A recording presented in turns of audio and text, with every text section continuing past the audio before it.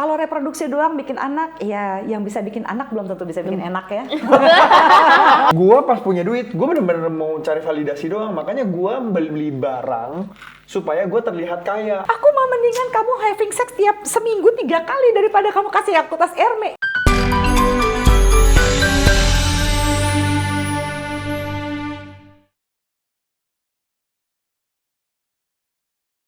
Halo semuanya, kembali lagi di Money Power Play Part 2. Karena yang kemarin udah seru banget dan panas banget, kita lanjut ke Part 2.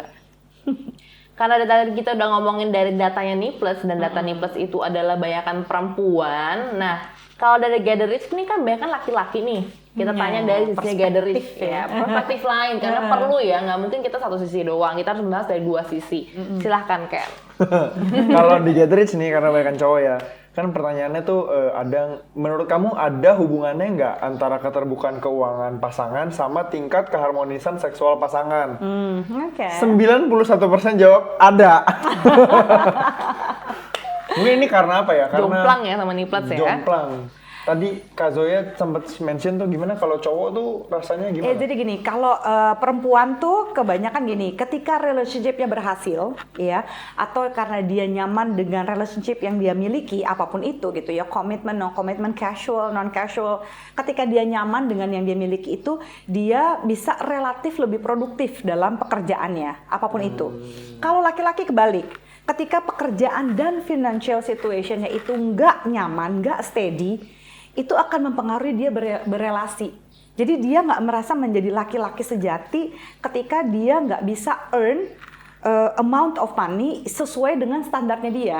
Gitu ya. Jadi kalau di sofa konseling gue itu banyak laki-laki berguguran di sana karena gini, dia punya ekspektasi sendiri kayak gini. Gue bilang, ini udah tajir banget ya, udah kaya dalam konteks gue, menurut gue gila dia udah bisa beli up, dia punya ini udah kaya, cukup lah, mapan, itu semuanya tuh cukup menurut gue, benar-benar cukup gitu ya. Itu juga udah termasuk tajir juga karena dia bisa afford berbagai macam luxurious hidup gitu. Terus Tata dia bilang gini, Mbak Zoya, aku belum merasa berhasil ketika istriku tidak bisa pakai tas Hermes seperti teman-temannya. Hah? Hermes? Kenapa harus Hermes? Karena aku pengen lihat istriku sekeren teman-temannya. Istri pernah minta, Pak? Enggak. Itu cuma gini, aku mau mendingan kamu having sex tiap seminggu 3 kali daripada kamu kasih aku tas Hermes. Istrinya sampai histeris begitu. Tapi buat lakinya, loh kan aku pengen memprovide kamu sedemikian rupa. Jadi hati-hati buat laki-laki mungkin yang mendengarkan ini gitu ya, bahwa ide keberhasilan dan kesuksesan jangan terokupasi pada uang. Dan kita cobalah kita mencintai pasangan kita sebagaimana dia ingin dicintai, bukan dengan konsep kita ingin mencintai dia. Ini juga mungkin masuk dalam bahasa cinta gitu ya, love language. Love language banget sih. Ya, kalau misalnya si suaminya adalah love language-nya itu gift gitu ya. Dia suka kalau misalnya diberi hadiah, tapi dia memberikan hadiah itu sama istrinya, sementara mungkin buat istrinya, I want quality time. Aku mau spending time with you. Aku mau waktu kamu yang berharga buat aku gitu.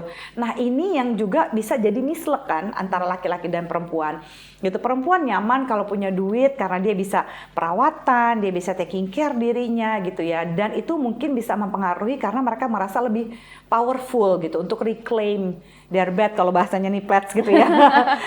Reclaim my bed gitu ya.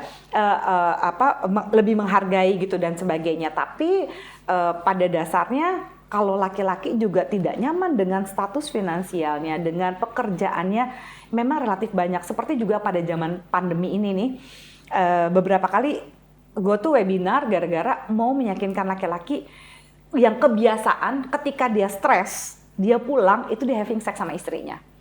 Untuk melampiaskan stresnya, karena buat laki-laki seks itu terasa seperti cinta kan. So I want to feel more love, I want to feel affection by sex. Padahal kan affection, seks adalah hal-hal yang berbeda gitu. Nah ini juga melatih kita bahwa when you feel powerful dan tidak diapresiasi dan segala macam, seolah-olah penolakan rejection terhadap seks yang biasanya mungkin dirasakan dari skala 1 sampai 10 dirasakan 5, begitu lagi punya duit terus di reject, gua bisa cari yang lain gitu ya. Gue Bahaya. bisa Bahaya begini juga. nih gitu ya. You need to appreciate me because I have more money and I have a lot of possibilities. Nah, mental kayak begini nih yang sebenarnya lebih mengerikan. Gitu ya, ketika percaya bahwa sih. I'm powerful because I have money. Iya, money can be power, but bisa juga tidak bisa membeli cinta itu sendiri kan, gitu. Gue nambahin ya, gue setuju dengan yang Kak Zoya bilang, itu lumayan bahaya ketika orang menyatukan konsep cinta dan uang jadi ini, padahal itu dua hal yang berbeda. Jadi kalau dibilang apa namanya si cowok, ini gue karena gue juga cowok, gue ngerti banget, related banget dengan apa yang dibilangin. Kadang cowok tuh merasa ketika dia punya uang, maka dia lebih pede, dia lebih confident. Sedangkan kalau ngomongin soal cinta, ya memang uang itu bisa kita pakai untuk lebih nyaman hidupnya dan lain-lain. Tapi ketika ngomongin soal cinta lalu lu merasa apa ya, lebih puas, Kayak bisa dengan membeli pasangan. cinta gitu. Sebenarnya kan. Iya kan? Lu berasa karena lu punya uang lu jadi bisa lebih menikmati sex life. Padahal sebenarnya you can enjoy your sex life tanpa lu waktu saat itu punya uang. Jangan sampai kita semua orang pasti mau punya uang, tapi jangan sampai kita jadi menurun sex life-nya karena kita mikirin si uangnya terlalu berlebihan. Dan ujung-ujungnya malah jadi yang kayak Kak Zoya bilang tuh, itu serem sih. Dan yang paling ngeri lagi, lo punya duit, karir lo bagus, seks lo banyak, tapi lo nggak bahagia. Nah lo, aduh, itu dalam tuh, itu dalam tuh. Tertohok. Iya kan, karena nggak ada intimasinya, karena we are occupied with seks harus dengan orgasme seperti kembang api, gitu ya. Itu harus gayanya seperti ini, itu harus squirt, harus ini itu, terus gue harus kaya, banyak banget harus sih untuk bisa bahagia. Kayaknya nggak seperti itu deh gitu ya. Sebenarnya kan as simple as this, tujuan seks itu adalah reproduksi, rekreasi, dan relasi, gitu ya. Reproduksi, rekreasi, relasi. Itu kan 3 tujuan dari hubungan seks. Kalau reproduksi doang bikin anak, ya yang bisa bikin anak belum tentu bisa bikin enak ya. Ini gue setuju banget. Ayo di cross check teman-teman. Gitu. Rekreasi itu adalah saling menikmati satu dengan yang lain gitu ya, saling membahagiakan. Terus yang ketiga adalah relasi, membangun relasi. Nah, apakah membangun relasi dan rekreasi saling menikmati satu dengan yang lain perlu berapa banyak uang sih? Iya kan, perlu di tempat yang seperti apa sih gitu kan ya. Ini about like kita lagi nggak ada duit nih gitu ya, tapi kamu mau bersabar nggak gitu ya, tungguin aku ya. Nah, laki-laki dibutuhkan juga untuk bisa lebih vulnerable kepada pasangannya dengan mengatakan bahwa waduh aku lagi ini banget nih yang gitu, dan aku ngerasa sangat tidak nyaman terhadap diri aku gitu, aku boleh nggak peluk aku gitu, aku lagi butuh bantuan kamu. Nah, kadang-kadang perempuan juga dibandingkan, makanya kamu cari bisnis tuh mesti begini ya, kamu ini. Coba jangan dikomentarin, jangan dihakimin, tapi coba tanya apa yang bisa aku lakukan untuk mendukung kamu. Ya, kadang-kadang laki-laki cuma butuh setiap pulang jangan omelin aku, cium aja aku boleh nggak gitu ya.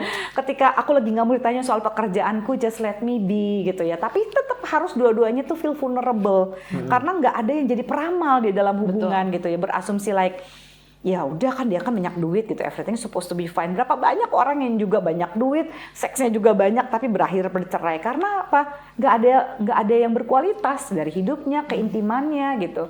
Dan every part of their life gitu kan. Sayang ya ketika uang tidak bisa membeli apapun padahal banyak. Iya. It's sad. Itu ironis banget. Yes. Gua rasa sih gini ya, ini nyambung lagi, nambahin aja. Gara-gara kita kemakan konsep soal sukses itu yang diukur cuma uang doang. Karena kebanyakan couple goals Instagram, Sosial media, betul. Ya, Sosial media tuh fancy. Sosial media tuh benar-benar membuat suatu image baru of successful. Yes. Iya. Menurut gue tuh gitu. Karena kayak yang gue lihat sendiri, misalnya gue kagak ngomongin ya, cuma lo jadi bukan gibah. Cuma ini gue nggak. Ini tapi yang terjadi adalah kebiasaannya adalah memperlihatkan oke, gue couple goals loh karena gue bisa kesini bersama dengan pasangan gue, terus gue foto depan sini, terus gue bisa kayak begini, gue bisa spa, jadi kayak hidup kok lifestyle mewah banget dan nggak semua orang itu kan di kadar yang sama, jadi mungkin orang jadi berekspektasi gue pengen sama pasangan gue tuh kayak gitu, berlibur ke sana. Iya. Begitu udah sampai ke tempat itu nggak mesra. Iya, itu dia. Kan jadi harusnya manage your expectation juga Iya, gitu. benar-benar. Manage your expectation, ya apa termasuk ekspektasi terhadap pasangan mesti diobrolin juga supaya nggak kecewa. Yeah, because sometimes expectation is a bitch. Yes. Bisa terbunuh pada ekspektasi sendiri gitu. Jadi memang paling ideal adalah pastikan kemanapun kamu pergi nantinya gitu ya, mau mulai dari Lombok ataupun ke Venezuela or Paris sekalipun gitu ya, kalau relationship-nya memang lagi nggak oke gitu, kita mau ke tempat manapun nggak akan bisa romantis gitu, dan itu menyedihkan. Jadi quality gitu over quantity gitu Quality sebenarnya. ya gue setuju. Anyway, gue punya pertanyaan dan ini menarik banget karena ini menyangkut dengan mertua. Waduh, bahaya. Oke. Ini pedes nih kalau We going udah there? mertua tuh ada. Are we go there? Uang dan relationship menurut salah satu followers kita ngaruh, dan gue yakin ini related banget karena apalagi kalau udah diomongin sama mertua kan nggak enak ya. Ngaruh sama ke mertua akhirnya ngaruh juga ke pasangan. Pernah nggak Kak Zoya atau followers dari Niplets yang pernah cerita tentang hal ini mengenai hubungan uang dan mertua dan hubungan mereka berdua? Kira-kira gimana? Mertua dominatrix. Iya, memang susah sih kalau misalnya masih banyak orang tua yang benar-benar tidak mau melepaskan anaknya, apalagi yang kalau punya inheritance ya gitu, duit yang warisan-warisan yang orang tuanya tajir, mereka takut anaknya dimanfaatkan and so on and so forth, terus akhirnya malah, atau bahkan ada yang kebalikannya, sangat-sangat berharap bahwa hidupnya akan dilayakkan oleh si menantunya gitu. Itu juga bisa jadi problematik sendiri, tapi iya seperti yang kita udah bahas dari awal, kita lebih sepakat memang ini harus dianggap sebagai organisasi dulu, kita buat prenups, we talk about it, like gak mungkin sih kita mengambil anak orang atau kita menikahi anak orang terus kita bisa terima begini aja. Kadang-kadang apalagi di Indonesia, kita nikah sama satu orang, kita nikah sama seluruh keluarganya. Oh, exactly, betul sekali. Tentang value-nya. Yang bisa kita tanyakan adalah gini, ini mungkin buat persiapan pranikah gitu ya, atau mungkin yang sering berantem soal duit dan seks di dalam hubungannya, bisa bertanya dulu kayak misalnya sebenarnya berapa banyak sih uang yang ingin kamu spend kepada orang tua kamu secara jujur gitu ya. Jadi jangan main kucing-kucingan sama istri juga. Dan kalau bagi mereka yang suka ngerasa gini, aduh Mbak Zoya, aku tuh pengen kasih sebenarnya, let's say aku pengen kasih 2 juta nih gitu sama ibuku, tapi menurut istriku tuh kelebihan gitu, menurut istriku 1 juta gini. Gimana kalau gitu ya, kan ini udah jadi keluarga, ajak aja si istrinya atau misalnya suami kamu yang tidak setuju sekian banyak uang yang akan diberikan, gimana kalau duduk diskusi dengan orang tua kamu. Duh gimana ya kalau misalnya berapa sih kebutuhannya ibu sama bapak gitu ya, kalau misalnya kita bantu 1 juta sama kita bantu 2 juta, apa sih yang akan lebih terbantukan? Kadang-kadang kan kita mesti dengar dari perspektif mereka. Nah kalau anaknya sendiri rata-rata sih ya udahlah, kan gue udah jadi anak nih, gue mau ngasih aja segitu. Mungkin kita juga perlu dengar dari orang tua kita langsung. Kalau memang itu nyaman didiskusikan, kan jadi nggak ada rasa nggak enak-enakan, nggak ngomongin di belakang lagi acara keluarga ntar dilempar lemper gitu atau apa gitu, males juga ya. Kalau dari yang gue pernah lihat sih dari contoh case-nya itu, ini tambahan contoh ya. Tapi itu beneran kejadian, maksudnya kayak si mertua dari, dibilang gimana ya, orang tuanya si cewek punya ekspektasi si cowok itu harus kerjanya punya income yang mapan, anak gue itu harus punya mobil begini, anak gue mesti begini standar hidupnya. Aduh. Itu pegel juga. Pegel juga sih.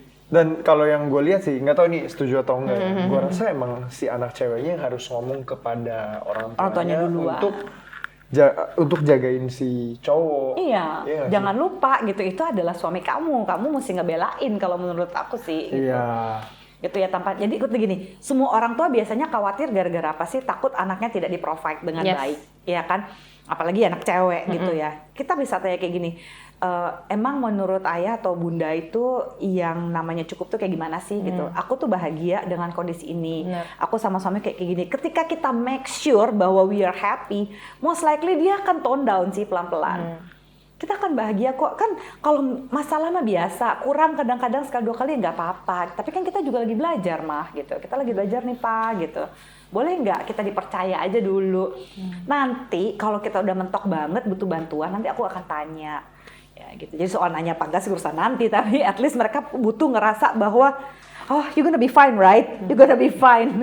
Nah, itu yang kadang-kadang kita suka lupa proses gitu, bahwa orang tua kita yang terlalu khawatir karena biasanya dia masih menganggap aduh bisa nggak ya anak gue nih, atau menantu gue nih bisa nggak ya ngejagain anak gue gitu. baik dia cewek ataupun cowok, dia bisa jaga nggak sih anak cowok gue nih, udah biasa gue urusin kayak gini, sesuai nggak dengan standar gue. Kan biasa tuh, ibu pasti suka begitu.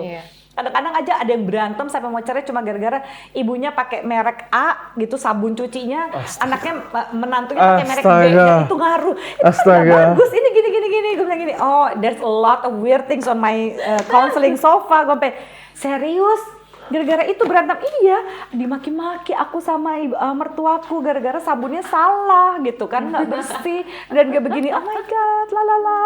Aduh, ini segitunya. Ini cerita penting buat teman-teman yang lagi mau menikah supaya kalian tahu nih ekspektasi mertua diobrolin tuh. Iya, gitu. Iya sih, menurut gue juga kayaknya mungkin karena kayak bokap gue sendiri, karena gue belum menikah, bokap gue tuh sering bilangin kayak gitu. Jadi maksudnya kayak kamu harus cari pasangan hidup tuh yang kayak gini ya, gini dengan segala ekspektasinya. Terus gue bilang kayak gimana ya mau ekspektasi kalau namanya nanti cinta, mau gimana? Sedap.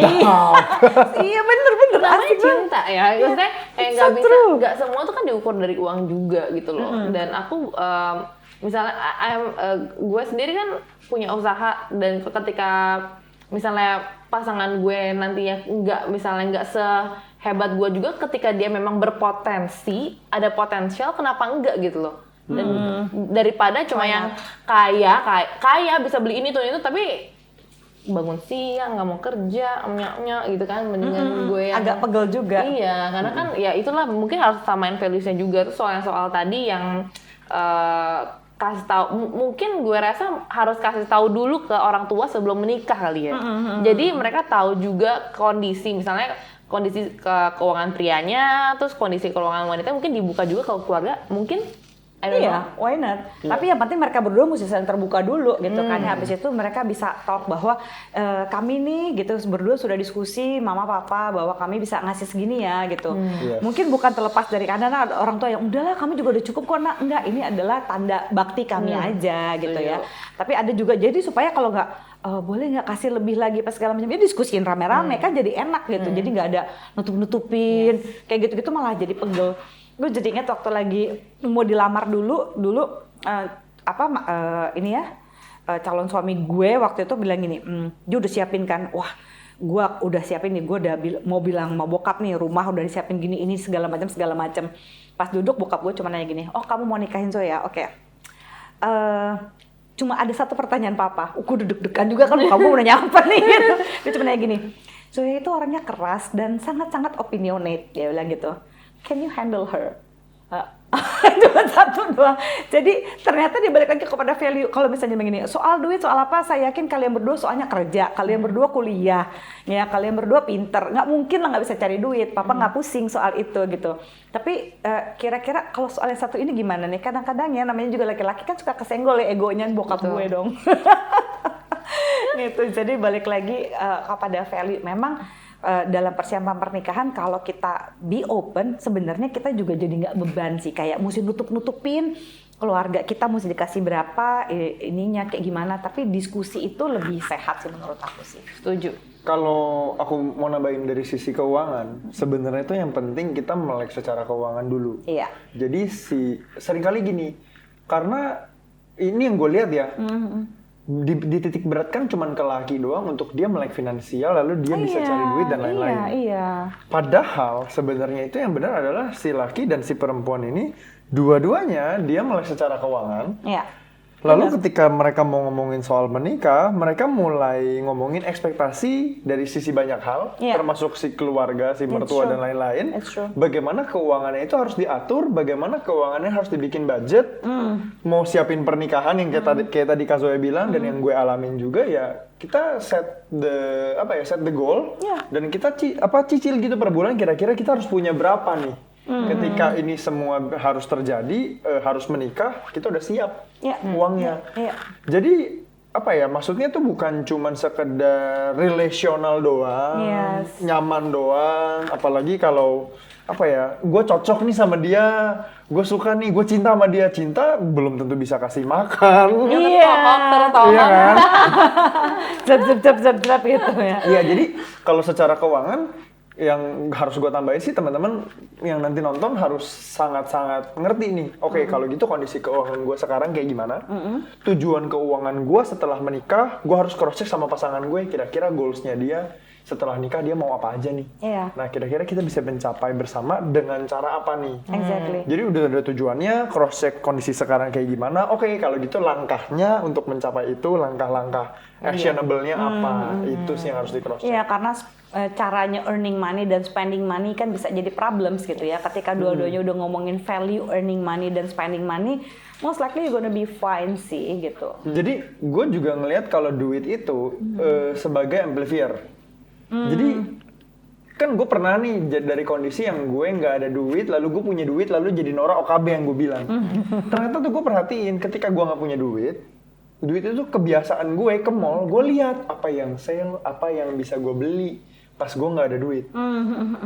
Gue sempat bahas soal keterbukaan soal keuangan, melek secara keuangan. Jadi teman-teman yang nonton nanti mesti tahu kalau uang itu soal kebiasaan lo dan uang itu kayak amplifier. Karena gue yang nggak punya duit aja gue belanja, begitu gue jadi orang kaya nih, orang kaya bego punya duit, ya udahlah belanja habis sampai gue akhirnya nggak punya duit lagi. Nah, cross check deh pasangan lu, jangan-jangan OKB nggak nih gitu loh. Jadi Tapi benar juga sih Ken, kayak misalnya gini, gue kebayangnya kayak dulu gue waktu kecil gue suka action figures tertentu, misalnya Wonder Woman apa bla bla bla. Begitu udah punya duit pengen beli banyak. Udah punya duit sekarang brutal. Kalau ada Wonder Woman, Harley Quinn gitu, gue pengen punya action figuresnya gitu. I think ada balas dendamnya juga kita ya, for a lot of things yang kita kepengen waktu kecil tapi nggak kesampean. ada gue sih bilangnya itu kayak akar ya, maksudnya akar yang nggak kelihatan di masa lalu. Lu pernah dibully, lu dari orang yang susah, ketika lu punya duit, lu tuh tujuannya apa? Jangan-jangan tujuan lu cuma buat membuktikan lu tuh kaya. Validasi. Validasi. Gua pas punya duit, gua bener-bener mau cari validasi doang. Makanya gua beli barang supaya gua terlihat kaya. Akhirnya gua miskin lagi gitu. Gua kayak waduh. Mungkin berhati-hati ya, jebakan Batman gitu. Iya, itu jebakan Batman. So it's a hard way to learn ya, keren. mesti dicek deh. Lu punya pasangan, pernah ngalamin itu nggak masa lalu seperti itu nggak? Uniknya adalah ketika gue sama Olive, ketika banyak kejadian konflik, yang kita cari adalah sebenarnya di masa lalu kita pernah kejadian apa nggak sih? Kenapa sih lu membuat keputusan kayak gini? Kenapa lu melakukan hal ini? Jangan-jangan yang perlu dicari adalah akarnya itu. Ya benar. It's true sih, benar. Oke, kalau gitu. Nah, sebagai penutup nih ya, aku mau nanya dulu nih sama Kak Zoya. Kak, ada nggak sih tips untuk kita bisa balancing antara financial stability tadi dengan seks? Honesty is still the best policy dalam hal ini, gitu ya. Honesty bahwa apa sih artinya hubungan seks yang berkualitas itu buat kamu? Ketika kamu melihat misalnya yang enak itu berapa kali sih dan seperti apa sih, itu tuh mesti dibahas. Meskipun ketika misalnya masuk dalam relationship gitu ya, misalnya mempersiapkan pernikahan, belum pernah melakukan hubungan seks sebelumnya, juga bisa tetap dikasih yang kamu tahu apa. Ya kan, pengetahuan tentang seks kan nggak perlu pakai pengalaman. Ada juga yang nggak punya pengalaman hubungan seksual juga merasakan hal ini, nggak apa-apa, tapi kita bahas. Nah, buat yang sudah keburu menikah dan baru mendengarkan video ini juga bisa berpikir, bisa berdiskusi. Sayang, sebenarnya buat kamu punya duit banyak sama punya duit sedikit itu apa sih artinya, gitu ya? What is it? How do you feel when you provide, gitu ya? Baik kamu laki-laki ataupun kamu perempuan. apa sih power yang kamu rasain gitu. Terus apa yang kamu rasain ketika kamu bisa menafkahi pasangan kamu gitu. Sebenarnya apa sih maknanya gitu. Nah itu akhirnya kita juga jadi honest kan, jadi jujur gitu ya terhadap keuangan dan akhirnya terhadap seksual dan ujung-ujungnya sih terhadap relationship gitu kalau menurut aku. Kalau dari Ken sendiri? Kalau gue percayanya itu money adalah tools. Jadi uang itu alat untuk lu jadi lebih bahagia. Iya. Jadi bukan alat, jadi gini, uang itu bukan kebahagiaan, tapi uang yang bikin lo jadi lebih bahagia. Artinya lo udah bahagia dulu. Iya, jadi buat booster doang ya kan ya? Betul, lo sama pasangan lo harus udah feel happy, lo udah bahagia, lo udah konten dengan diri lo sendiri, lo konten dengan pasangan lo. Nah dengan adanya uang, lo jadi lebih bisa bahagia, lo bisa lebih mencapai hal-hal yang lebih banyak. It's true, it's true. Gitu. Nah, yang lebih penting menurut gue adalah soal telanjang.